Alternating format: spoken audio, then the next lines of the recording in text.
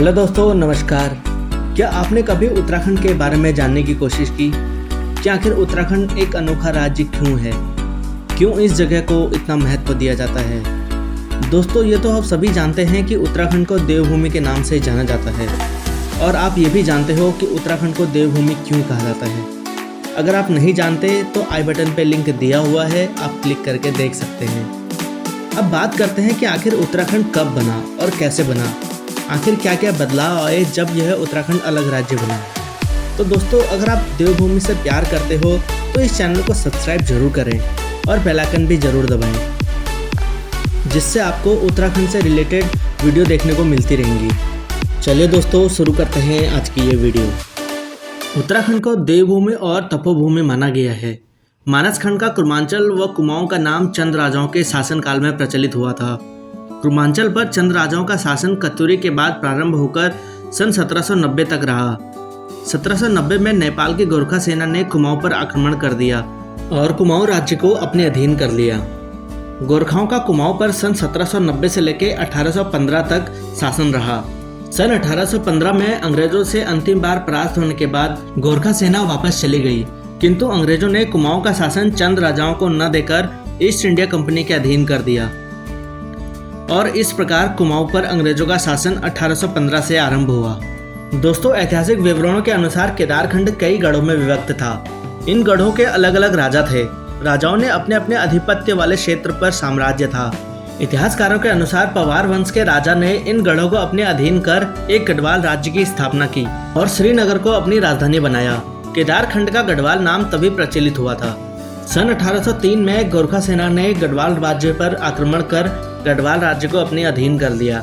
गढ़वाल के राजा ने नेपाल की गोरखा सेना के आधिपत्य से राज्य को मुक्त कराने के लिए अंग्रेजों से सहायता मांगी, और अंग्रेज सेना ने नेपाल की गोरखा सेना को देहरादून के समीप सन 1815 में अंतिम रूप से परास्त कर दिया। लेकिन उस समय गढ़वाल के राजा के पास उतनी धनराशि नहीं थी जितनी की निर्धारित की थी, जिसके कारण अंग्रेजों ने संपूर्ण गढ़वाल राज्य को गढ़वाल के राजा को न सौंपकर अलकनंदा और मंदाकिनी के पूर्व भाग का ईस्ट इंडिया कंपनी के शासन में शामिल कर गढ़वाल के महाराजा को केवल टिहरी जिले, जो वर्तमान में उत्तरकाशी है, सिर्फ उतना ही वापस किया। गढ़वाल के तत्कालीन महाराजा सुदर्शन शाह ने 28 दिसंबर 1815 को टिहरी नाम के स्थान पर, जो भागीरथी और मिलंगना के संगम पर छोटा सा गांव था, वहीं पर अपनी राजधानी स्थापित की। कुछ वर्षों के उपरांत उनके उत्तराधिकारी महाराजा नरेंद्र शाह ने ओड़ाथली नामक स्थान पर नरेंद्र नगर नाम से दूसरी राजधानी स्थापित की। सन 1815 से देहरादून व पौड़ी गढ़वाल, वर्तमान में चमोली जिला और रुद्रप्रयाग जिला, अगस्त्यमुनि व ऊखीमठ विकास खंड सहित अंग्रेजों के अधीन व टिहरी गढ़वाल महाराजा के अधीन हुआ। दोस्तों, कत्यूरी राजा वीरदेव के पश्चात कत्यूरी के साम्राज्य का संपूर्ण विभाजन हो गया था। यह न केवल अपनी जाति के अपितु बाहरी कबीलों के अधीन भी बट गया। गढ़वाल का एक बहुत बड़ा भाग कत्यूरी के हाथ से निकल गया था और शेष कुमाऊं 6 कबीलों में बट गया। उसके बाद कत्यूरी साम्राज्य को नेपाली राजाओं अहोकचला 1191 ईस्वी तथा कराकचला देव 1223 ईस्वी ने अपने राज्य में मिला लिया। यह दोनों आक्रमण विभिन्न कबीलों पर परस्पर शत्रुता के कारण निर्णायक साबित हुए थे। तत्पश्चात संपूर्ण साम्राज्य 64 अथवा कुछ मतों के अनुसार 52 गढ़ों में विभाजित हो गया। इन सभी गढ़ों के सरदार अक्सर आपस में झगड़ते रहते थे। 16वीं शताब्दी के प्रारंभ में कनकपाल के वंशज अजयपाल ने, जो कि चांदपुर गढ़ी कबीलों का सरदार था, संपूर्ण गढ़वाल को एक कर दिया। दोस्तों, पांडुकेश्वर की तांबे की प्लेटें दर्शाती हैं कि इस वैराज की राजधानी कार्तिकेयपुरा नीतिमाना घाटी में आगे चलकर कत्यूरी घाटी में स्थित थी। गैरला और नोटियाल के अनुसार कत्यूरी छोटी सी जनजाति थी, जो मूलतः गढ़वाल के उत्तर में जोशीमठ में रहती थी। उसके बाद कुमाऊं में कत्यूरी घाटी में चली गई।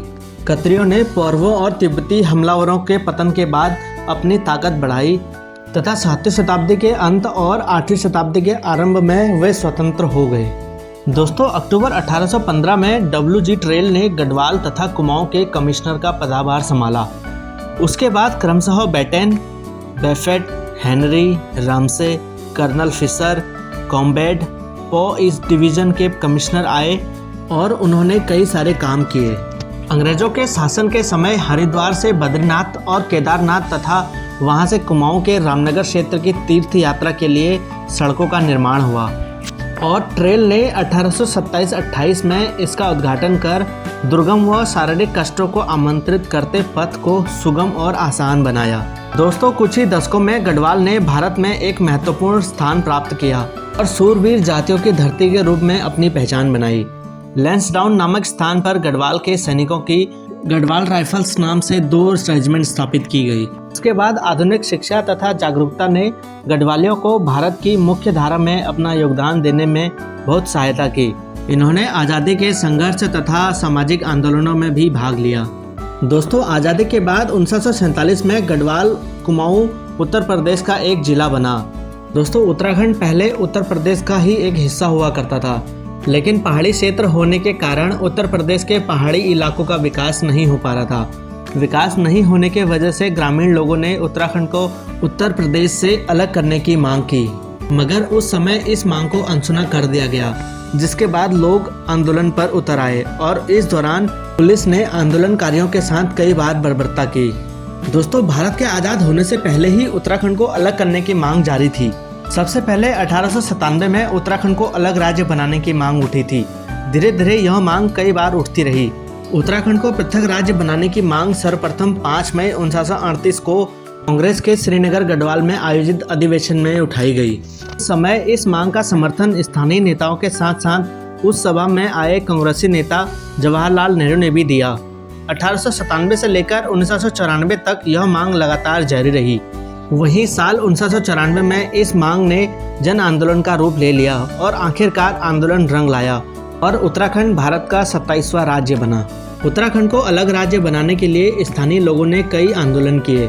आंदोलन में पुरुष ही नहीं बल्कि महिलाओं से लेकर नौजवानों तक की अहम भूमिका रही। आज जिस उत्तराखंड में हम मज़े से घूमते हैं, वहाँ की खूबसूरत वादियों का लुत्फ़ उठाते हैं, वह हमें इतनी आसानी से नहीं मिला। उत्तराखंड को अलग करने में कई आंदोलनकारी शहीद हुए हैं। उत्तराखंड की महिलाओं ने अलग मांग को लेकर वन आंदोलन भी किए। दोस्तों, आज़ादी के बाद भी उत्तराखंड को अलग राज्य का दर्जा मिलने में कई साल लग गए और आखिरकार 9 नवंबर 2000 को उत्तराखंड को अलग राज्य का दर्जा मिला। दोस्तों, उत्तराखंड को अलग राज्य बनाने के लिए हमारे पूर्वजों ने अपनी जान गंवा दी। तो दोस्तों, अब हमारा कर्तव्य है कि इस उत्तराखंड की संस्कृति को आगे बढ़ाएं और उत्तराखंड का नाम रोशन करें। दोस्तों, आपको हमारी ये कोशिश कैसी लगी कमेंट सेक्शन में ज़रूर बताएं और वीडियो को लाइक करना ना भूलें। दोस्तों, इस वीडियो को आप जितना शेयर करोगे उतना हमारा उत्तराखंड का नाम आगे बढ़ेगा, जिससे लोगों को पता चले कि उत्तराखंड देवभूमि के साथ साथ सूरवीरों की भी धरती है। इस वीडियो में फ़िलहाल इतना ही। मिलते हैं आपको अगली वीडियो में एक खास जानकारी के साथ। तब तक के लिए धन्यवाद। जय हिंद, जय देवभूमि उत्तराखंड।